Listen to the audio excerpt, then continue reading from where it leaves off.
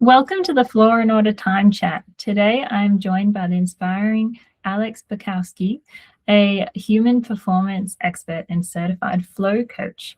Through her coaching practice, Alex supports professional women to create the careers and lives they want on their terms. She also partners with progressive organizations to cultivate high performance and build workplaces people love being a part of. Today, we're going to be chatting about how our relationship with time impacts flow, performance, and fulfillment, and how we can use it as our ultimate resource to live a more aligned and fulfilling life. So welcome, Alex. Thank you. It's wonderful to be here. Oh, it's a pleasure to have you here. I've been just a fan of your work and your newsletters for quite a while now. So to kick us off, I guess, let's inform everyone, what is flow coaching? I get asked this question all the time. It's quite funny. I was having a chat with someone the other day, and they actually thought it was something to do with your period, like a flow coach. And I'm like, no, that's not it. So I spend my life trying to explain what it is, but I'm so passionate about flow that I think it's worth going through the challenge of getting people to what it is, because flow is this thread that goes through all of my work. So being a flow coach is helping women in particular achieve their biggest goals and their ambitions.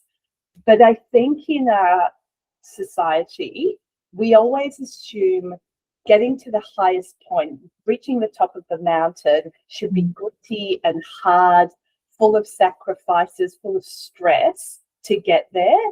And what we know from the science of flow is when you are performing at your best and feeling at your best, that experience is actually the most, fulfilling state that we can possibly be in. So I just became really fascinated by, well, how are these two things true? Why do we believe so much that it has to be gritty and hard? Yet the science says there's this state of flow that we can access where things come more effortlessly to us, where we're in a state of focus, where we are more creative, more productive.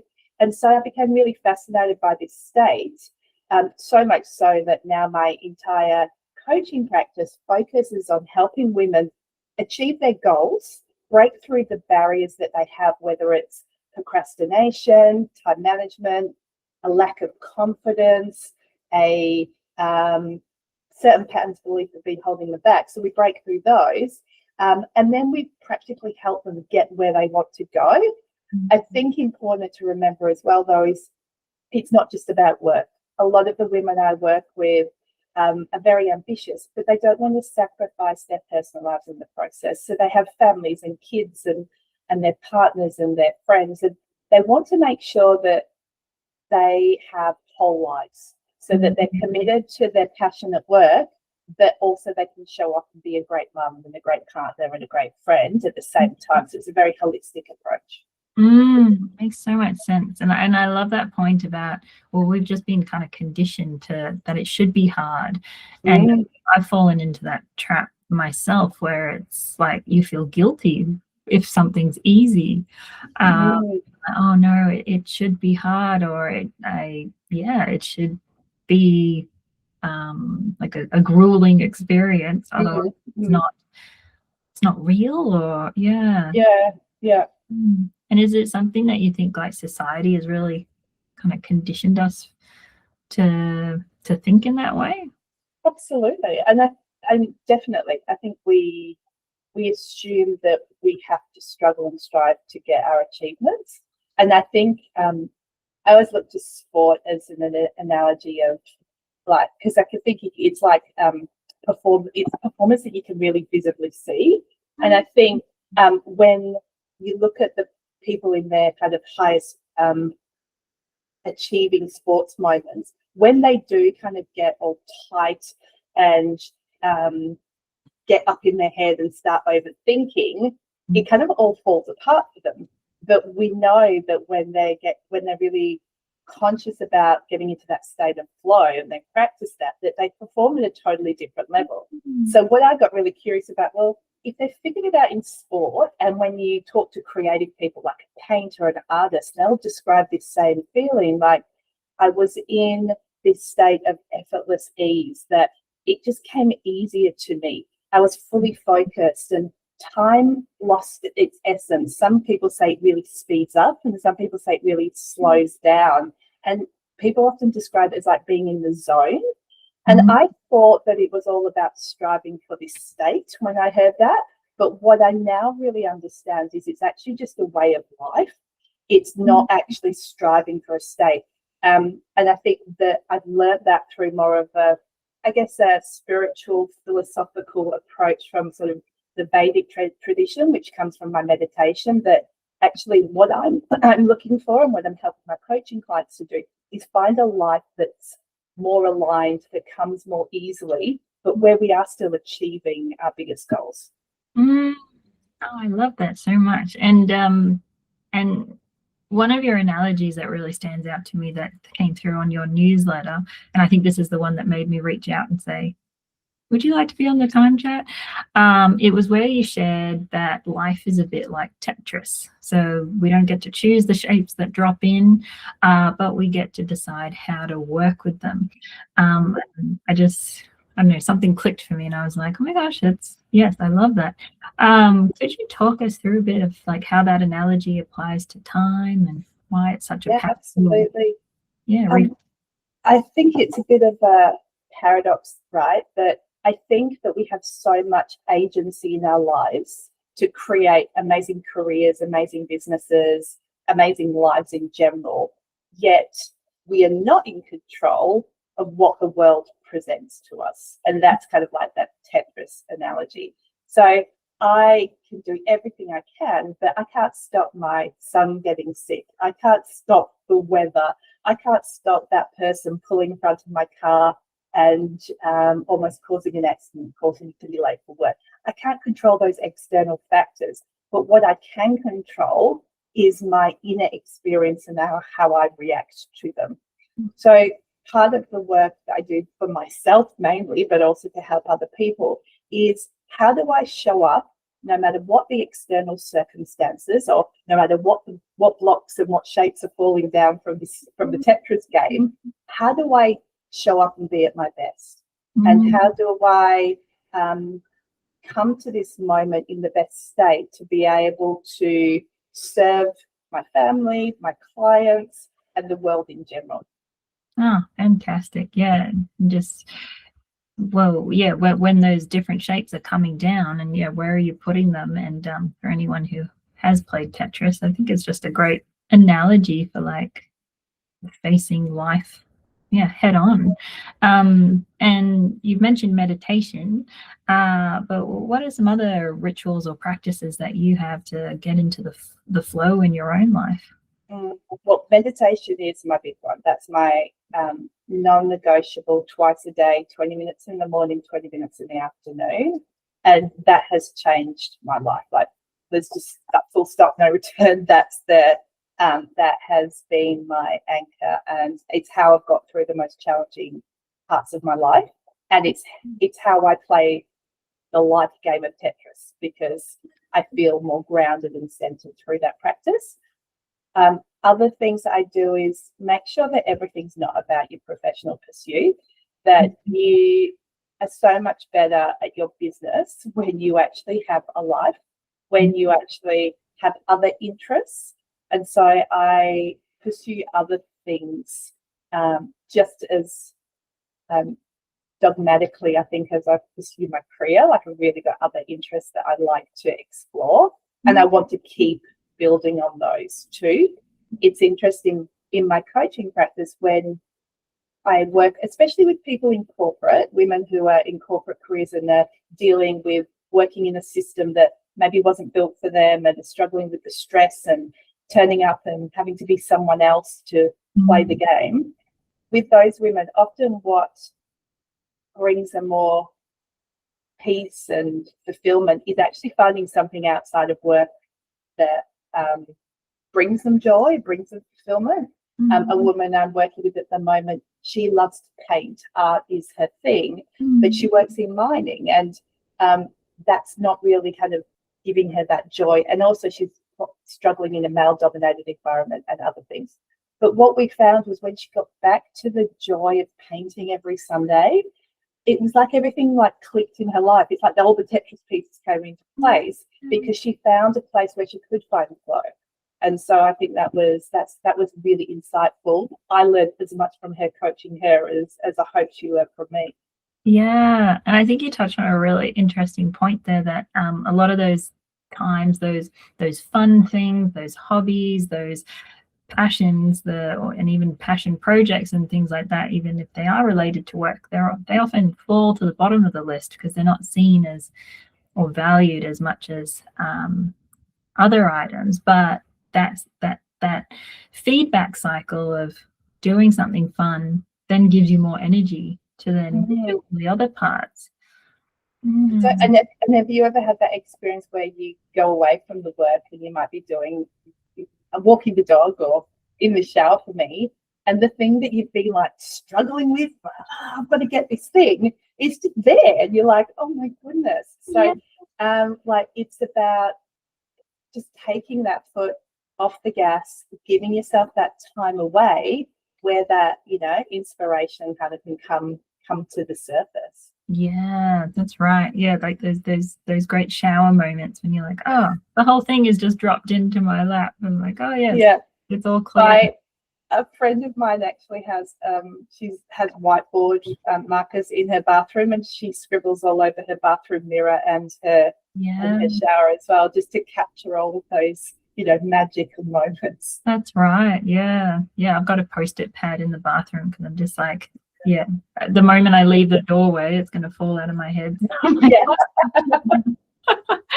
Yeah. Oh, wow. And so, yeah, what kind of we were talking about the resistance and and wishing things were different, maybe kind of resenting the way our schedule looks, or kind of where do things fit. How do you think practicing acceptance changes how we use our time and energy? I think that it's accepting the current moment that we're in and understanding like how can I show up to this moment to take me towards what I really want to happen. Because I think a lot of us spend our days reacting to things. So reacting to our inboxes, reacting to the demands of our clients, reacting to all of these things. And we get to the end of the day and we go, I actually didn't do anything that really moved the dial towards the ambitions I have for growing my business or doing whatever it is we put our mind towards. So I think that no matter what the circumstance, I don't know how many times a day I do this, I just pause and think, what's the next best action to take me towards what I really want? And make sure I do that thing that's really important, and try to kind of bundle up all the reactionary stuff into a specific amount of time. And actually, I do this thing where I kind of create a competition with myself and go, that's going in that slot. And then I'm just going to smash through those things and put my attention and time on what's really important to me. And look, I don't always get this right, but it's just having that intention and keep coming back and reminding yourself about that. Yeah, that's right. Yeah, intentions and coming back to it, even if you say fall off the horse, coming back to it and trying again and again. And with your clients who are, you know, investigating flow state for the first time, and what do you think on average, or how many times does it take them to kind of get into the habit of it, or like to stop beating themselves up for not getting into flow state? It takes, well, firstly, it takes practice. Well, first, you've got to even understand what it is. So I think the first hurdle to overcome is understanding what it is and recognizing we've all experienced it in the past. So I try to get people to remember a time when they were in flow, because we've all done that. We've all been there. And then once they describe that feeling, the sensation, the state of what they're in, they can then attach that to other different moments that they want to create that in. So it's really understanding it. And then once they understand it, it's creating the conditions to be in flow. So I think a lot of the work I do is like creating rituals around, well, how do you get into flow?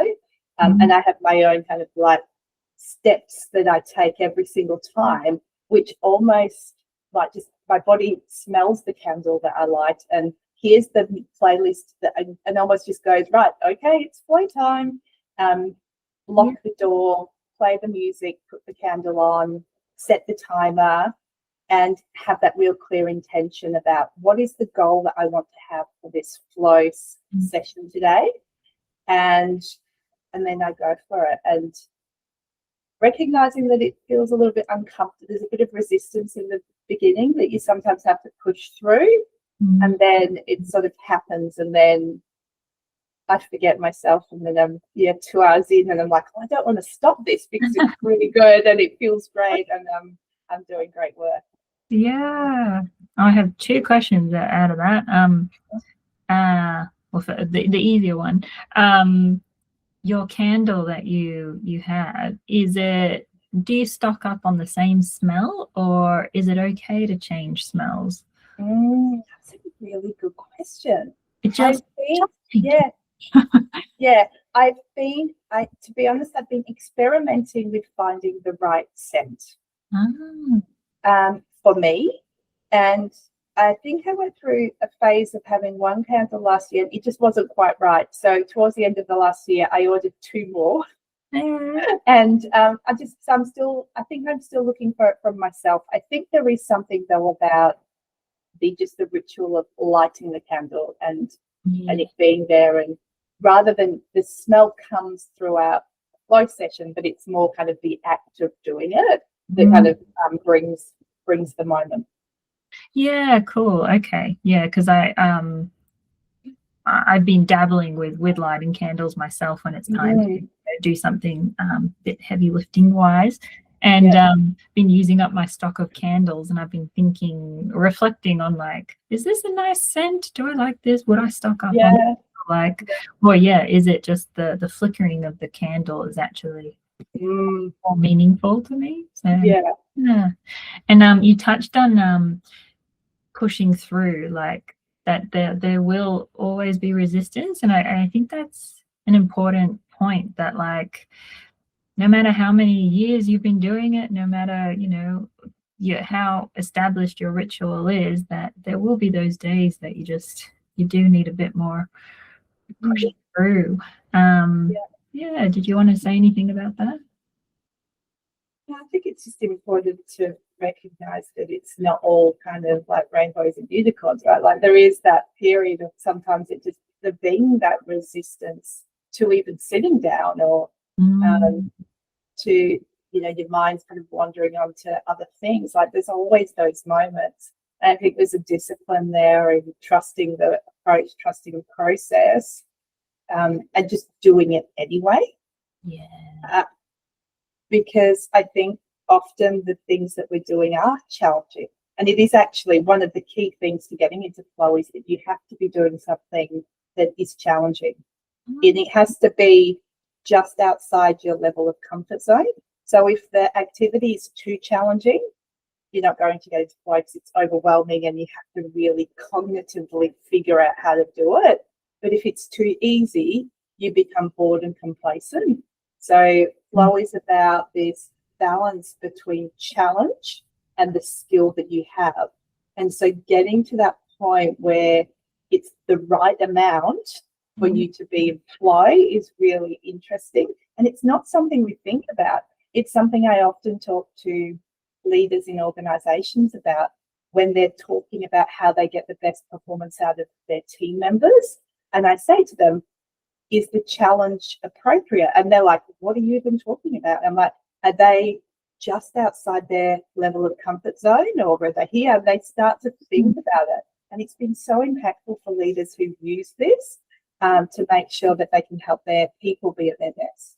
Yeah, so that sweet spot is really important to being in a state. Yeah, that's really interesting. And that would be, individual for everyone, and depends on the task or the project as well. Gosh. Yeah, really interesting. Wow. something else that comes through in your work is teaching about confidence. And how do you find that confidence and boundaries like show up in the way people manage their time? Boundaries is often something I'm discussing with people. So Yeah, all the time. I think confidence is one of those barriers that sits between people living in a lifestyle or not. And so it's one of the things that, and I think confidence comes in different like ways. I think there's self-confidence, which is I believe in myself. I think there's confidence in what you do, like your ability to actually perform things.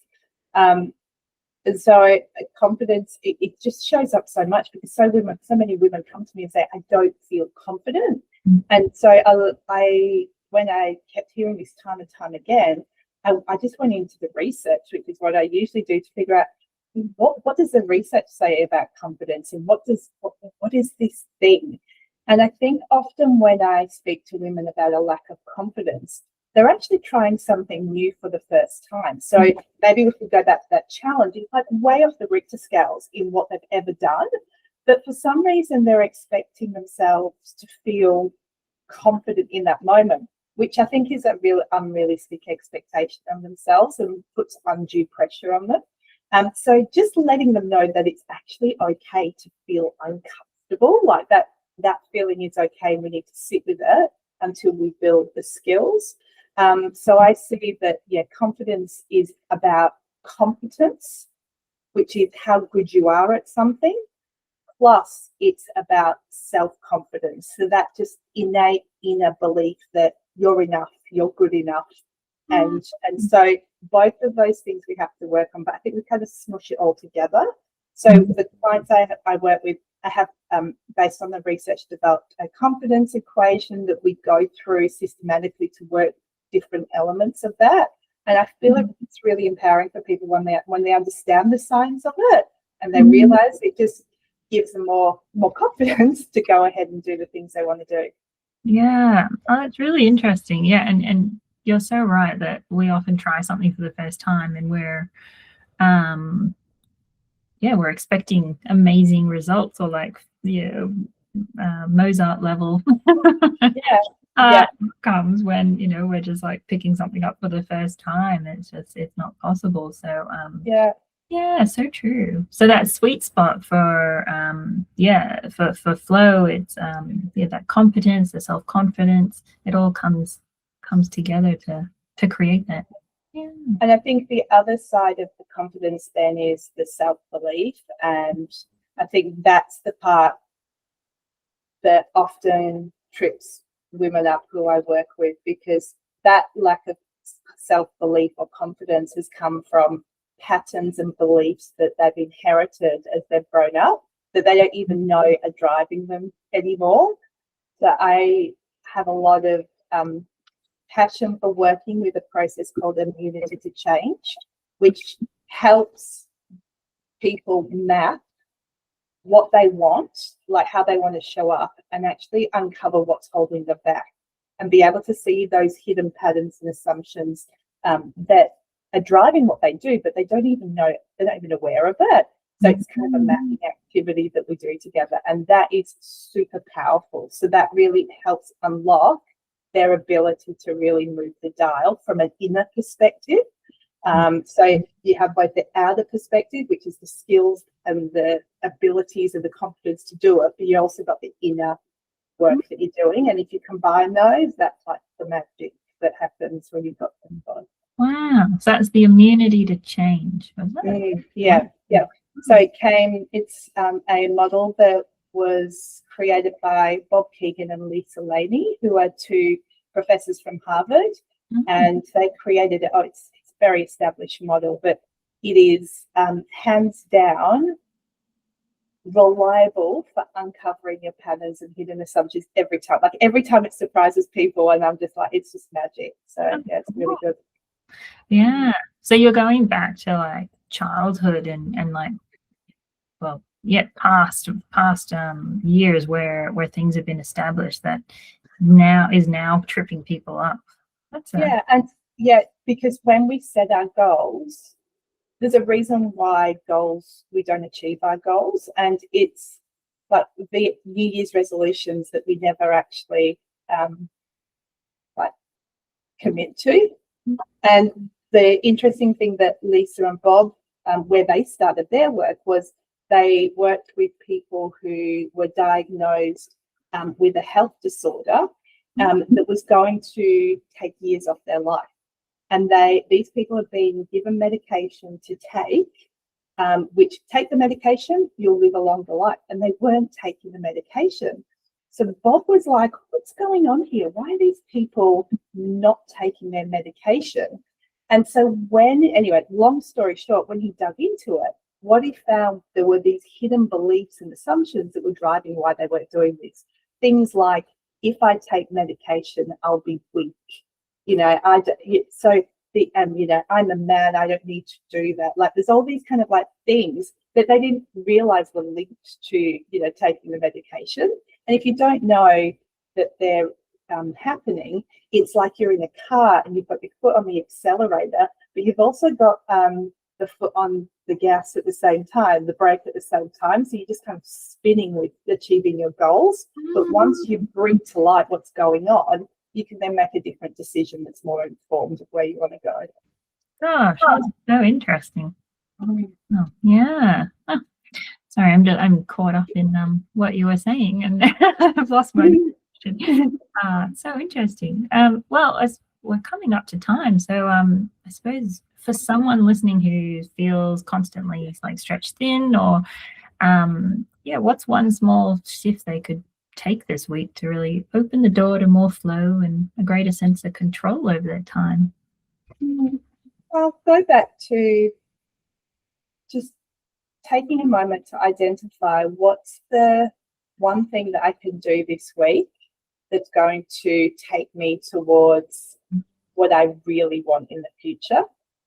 And then get out your calendar and block out, if you can do 2 hours, 2 hours, if you can do 1 hour, 1 hour, and block that time out to focus on that activity to the exclusion of everything else. So you're going to switch everything else off during that time. You're going to lock the door, you're going to stop the alerts, and you're just going to focus on being in flow in that particular activity. And I think just see what happens, just experiment and play with it. That's beautiful. Well said. Thank you so much for coming on to the Time Chat. It's been inspiring talking to you. Oh, my pleasure. Thank you for inviting me. Thank you.